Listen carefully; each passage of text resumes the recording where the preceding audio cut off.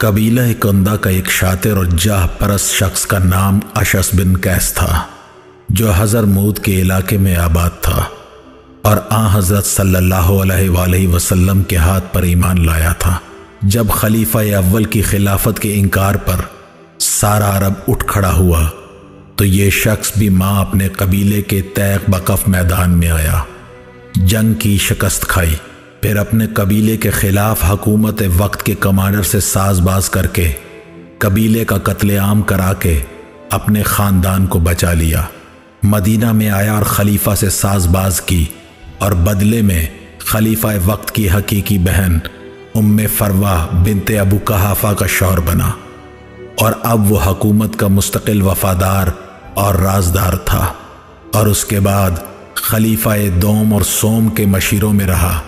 ان کے زمانے میں عزت و مال اور دولت اور عہدوں پر فائز رہا، اور خلیفہ سوم نے اسے آذربائیجان اور آرمینیا کے صوبوں پر گورنر بنائے رکھا۔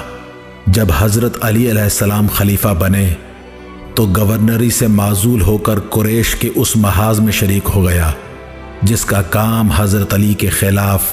داخلی تخریب کاری اور فتنہ سازی تھا۔ حضرت علی کا اعتماد حاصل کرنے کے لیے ہر وہ کام کیا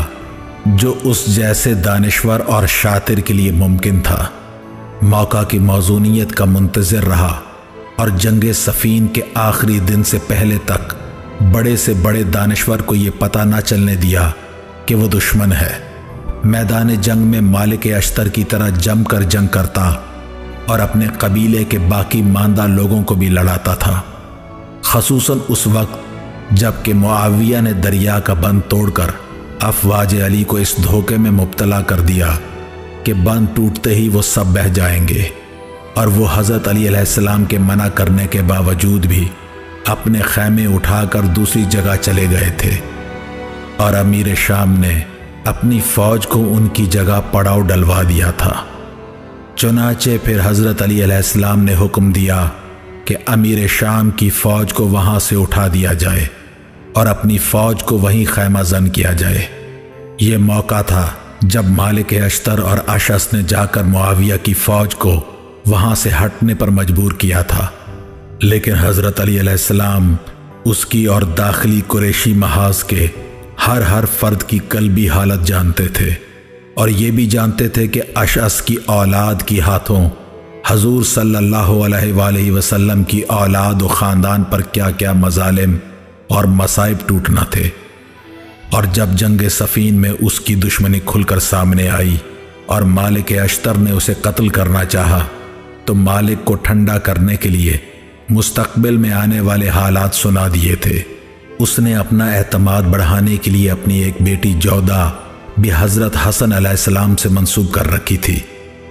اسے ان تمام منافقانہ خدمات کے باوجود امام علی علیہ السلام نے اسے جولاہا اور منافق ابن کافر فرما دیا تھا۔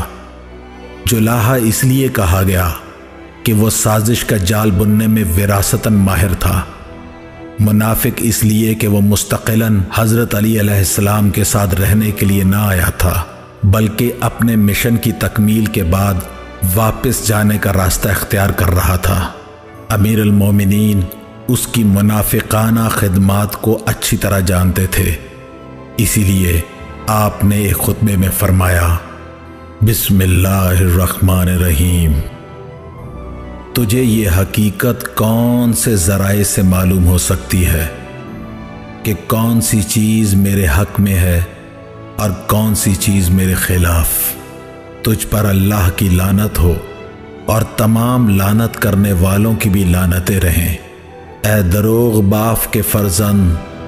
دروغ سازی کرنے والے، اے حق پوش کے بیٹے، جال ساز،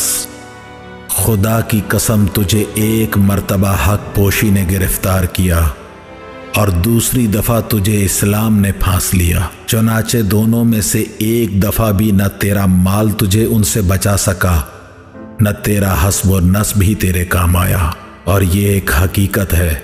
کہ جو شخص اپنی قوم کو دشمن کی تلواروں کا لقمہ بنا دے اور یوں انہیں تہ تیگ کرا دے اور اپنی قوم کی طرف جان بوجھ کر موت کی تباہی کو ہانک لائے یقیناً وہی آدمی تو ہے جس سے اس کے قریب ترین واقف کار لوگ نفرت و عداوت رکھیں اور دور پار کے لوگ بھی اس سے ہمیشہ خطرہ محسوس کرتے رہیں۔